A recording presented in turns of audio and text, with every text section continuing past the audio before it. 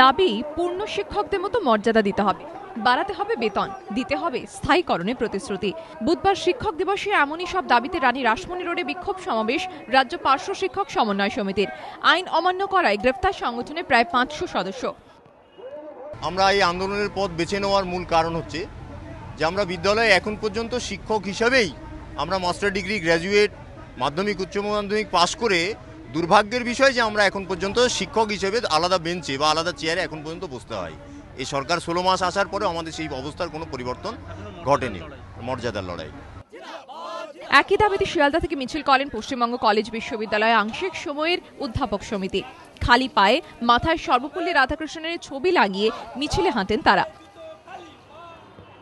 ধর্মতলা নিজেদের দাবি দেওয়া নিয়ে সমাবেশ করে বঙ্গীয় প্রাথমিক শিক্ষক সমিতি। তাদের দাবি, স্কুলগুলিতে সব কাজই শিক্ষকদের করতে হয়, এমনকি ঝাড়ুও দিতে হয়। তাই প্রতি স্কুলে একজন করে অশিক্ষক কর্মী নিয়োগের দাবিতে সরব বঙ্গীয় প্রাথমিক শিক্ষক সমিতি।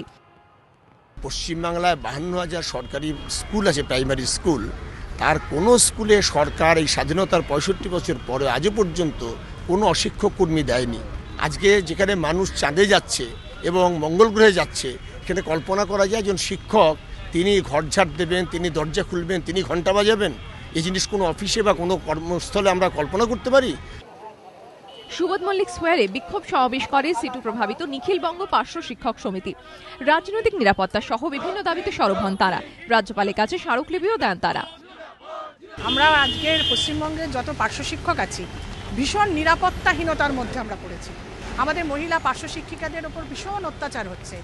আমাদের পুরুষ 6 জন পার্শ্ব শিক্ষক আফটার ইলেকশন তারা এখনও ঘর ছাড়া, তারা এলাকা ছাড়া, তারা স্কুলে যেতে পারছে না, তারা আজকে 13-14 মাস মাইনে পাচ্ছে না।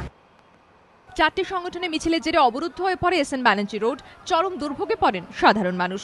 সত্যজিৎ বৈদ্যর রিপোর্ট, এবিপি আনন্দ, কলকাতা।